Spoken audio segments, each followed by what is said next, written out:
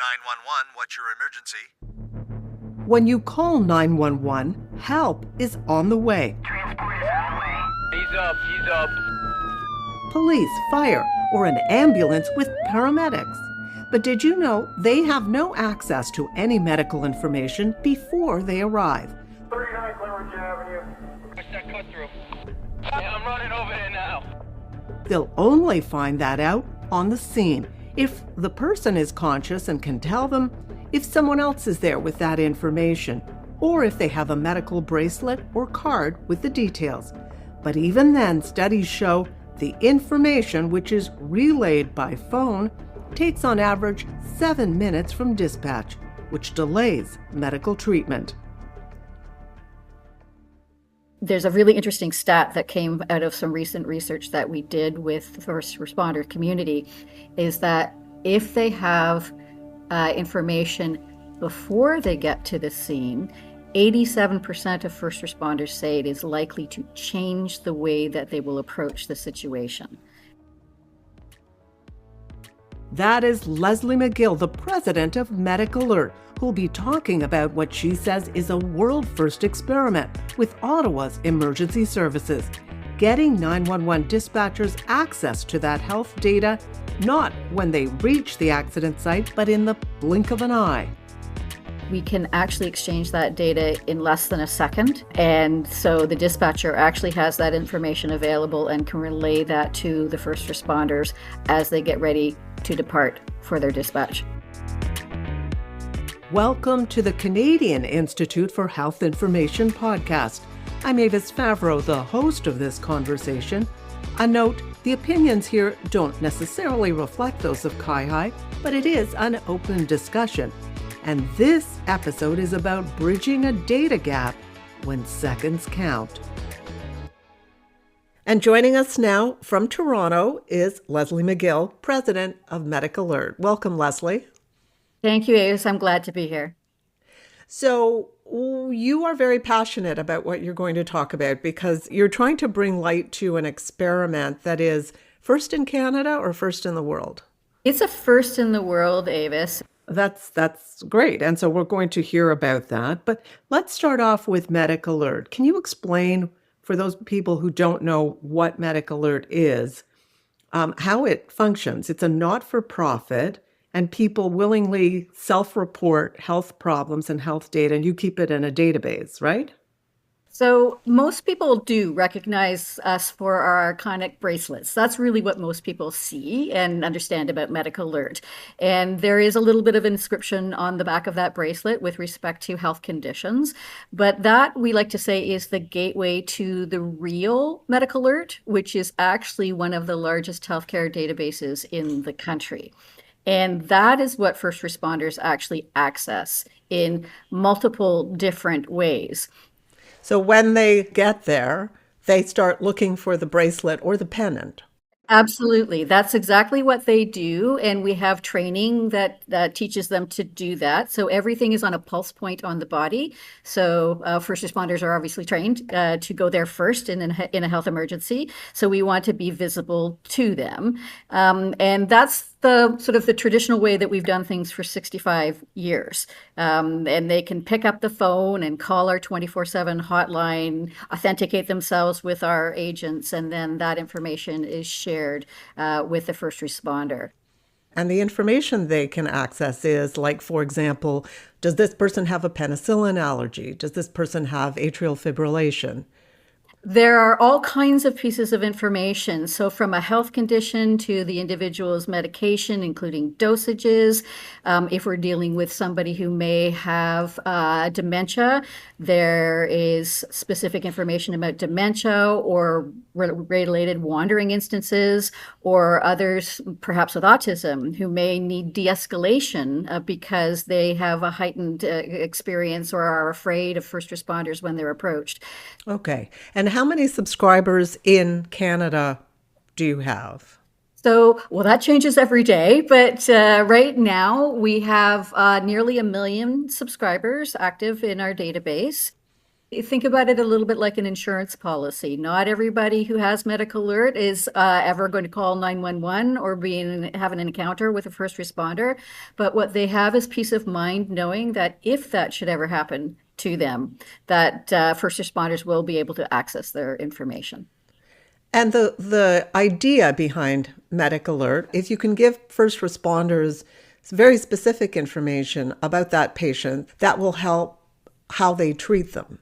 Absolutely. One of the things that happens often with people with medical conditions is that they're in a crisis moment. So sometimes they can't speak for themselves at all, and they may be alone. So any information is particularly helpful in order to be able to triage that particular instance.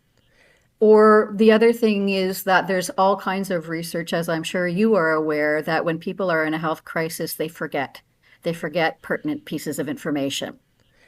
And there's a really interesting stat that came out of some recent research that we did with the first responder community, is that if they have information before they get to the scene, 87% of first responders say it is likely to change the way that they will approach the situation. And that's a really positive impact in terms of what we do. But they're not getting that information until they actually get to the patient on site. That's what we're trying to change with our most recent essentially technology innovation that we've implemented in a test that we've done in the city of Ottawa. Okay, so you saw that gap from 911 call to actually reaching the patient and getting the information, and I think you timed it at 7 minutes. About 6 or 7 minutes, roughly. Everything varies depending on the set of circumstances. But yes, and 6 or 7 minutes in a crisis can be a lifetime. So you thought, what can we do about that 7 minutes? And that's where you came up with your idea. Absolutely. It's called Health Exchange Linking Police 911. So HELP 911 is the acronym. And what we wanted to do was to be able to connect our essentially database to what is called the computer-aided dispatch system. So what first responder dispatch uses when they get a 911 call and then dispatch emergency response, depending on the nature of the incident. And with the advent of technology and interchanges and interoperability, that means that we can actually exchange that data in less than a second. And so the dispatcher actually has that information available and can relay that to the first responders as they get ready to depart for their dispatch. That's a huge change from 7 minutes on average, someone calling dispatch and the paramedic or first responder getting the information to less than a second. And so it all starts with the phone call to 911. That's absolutely right. There's some other triangulation that is more complex than that, but fundamentally the phone number is the trigger. We also have emergency contacts. So the 911 computer-aided dispatch system says, hey, is the phone number in your database MedicAlert? And we will send a response back that says yes. And then it'll send another inquiry back that says, send me all the files where this phone number happens to be. What we help the dispatchers to do is to be able to ask the right questions of the person on the phone to make sure that we're releasing the information of the right individual in trouble. So there is a little bit of intervention, human intervention in this process, but with the proper training, the dispatchers are able to ask questions very quickly and immediately. And then what they do is access the appropriate record, because we're very concerned about privacy and making sure that we manage those specific details with great care. So you did a test run of this idea of how to speed up and unlock this data earlier for first responders. And I think it was January of 2024 to this year. It was a year test? It was a year test, and the results were, I'm going to say, much better than we expected them. Oh, that's nice. Okay. What did you find? So in the city of Ottawa, in the old way, where they used to pick up the phone and give us a call, for example, in 2022, we had 107 phone calls, so about one every 3 days. And Ottawa is a very active city for us. They're very engaged in working with us. So we thought, well, a call every 3 days is actually pretty good. How often would a MedicAlert subscriber call 911? It's not necessarily something you think of happening every day. At the end of our 12-month pilot in 2024, more than 10,000 records had been accessed through this system. So you can see when we have digital intervention, if you want to use that terminology, the access to information exploded for first responders. So to be clear, you went from 107 phone calls to transfer information over a year to nearly 10,000 bits of information that were transferred over a year, but much faster, 7 minutes to less than a second. 837-820-584. So we ended up, Leslie, talking to one of the people who helped to organize this. This is Eric Janis, who heads up Ottawa's 911 Communication Center. And this is what he said his team saw. 911, what's your emergency? The 911 operator answers a call, and there is an icon there that just shows, yeah, there's actually additional information. So they don't even have to think. It just shows up in their face that, oh, by the way, there's information there about this caller. And by just clicking on it, we have access to everything. So we don't need to read a number, read a name, call somewhere to get what the information is, or try to read what's on the bracelet. We click on it, and if MedicAlert has it, we have it immediately. We can share it with our other partners. So if your account has your picture on it, has your contact info, your medical info, it shows up automatically, and we can share it right on the spot with everybody without having to try to read something on the bracelet somewhere. And what was the response from the first responders when they saw this data, this information suddenly come up like this? What did they tell you? So it's like anybody else in today's world. We want something, we want it now, and we want it all, right? So that sort of met people's expectation is, if you look at 2025, I shouldn't have to read a card somewhere. I shouldn't have to read a bracelet. It should magically come up on my computer, and that's exactly what we gave them. Magical is the word that he used. So, and that is high praise from Eric, who I've been working with on this project for the better part of 4 years. So often what I'll articulate, one of the easiest ways to share this is, let's say somebody is a diabetic. And their health incident has triggered essentially a drop in their blood sugars. If the first responder knows that the person is diabetic, the normal way of triaging that would be to ask a series of questions and get that information. So if the clock is ticking, in advance of that, a paramedic would do their needle stick as part of their immediate protocol rather than waiting. So what was your reaction to finding out that you could move so much information to the frontline workers here in a matter of seconds? Thrilled, I'm going to say, to start, because it's not necessarily what we were expecting to happen. We would have been very happy with essentially 100% increase. So our colleagues in Ottawa, we were monitoring this on a monthly basis, essentially, as we were moving through the project. And our colleagues in Ottawa kept sort of saying, "Is this real? Is this information real?" And so we work with a number of partners to be able to make all of this happen. So part of this was a verification process. Are we getting correct data? Are we getting all of that information back appropriately? And we were able to vet and actually validate that this information is flowing at the way the data is showing it's flowing. Have you measured the outcome in terms of what happens to the patient? So that is a phase that we would like to move forward with. So part of the challenge of this is that we don't necessarily bridge into the hospital system for example. So we don't get the final results of this. So when I speak about the importance of interoperability and the importance of bridging from one part of the system to the next, which is really what we are all about in terms of MedicAlert and what we do, we'd like to be able to create that level of interoperability so that we can see things full circle.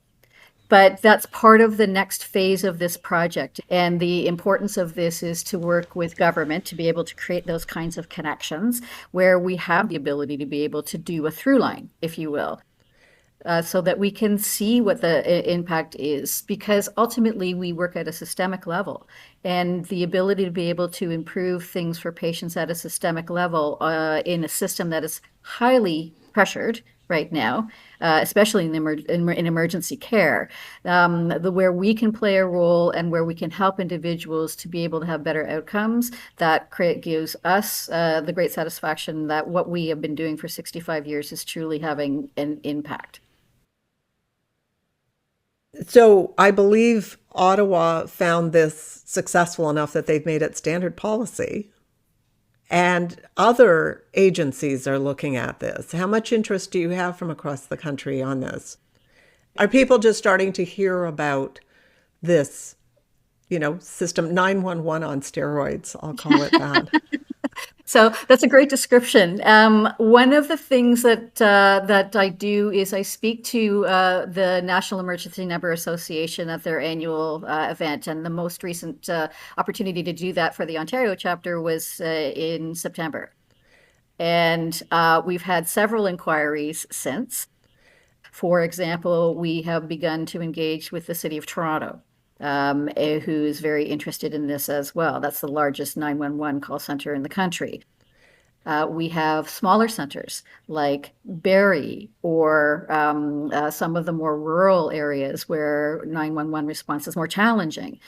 So it might not be a high volume of calls, but information in remote areas is very, very helpful. Now, it would be interesting to see what the difference is for someone who's a subscriber with MedicAlert versus someone who's not a subscriber, because most Canadians are not subscribers.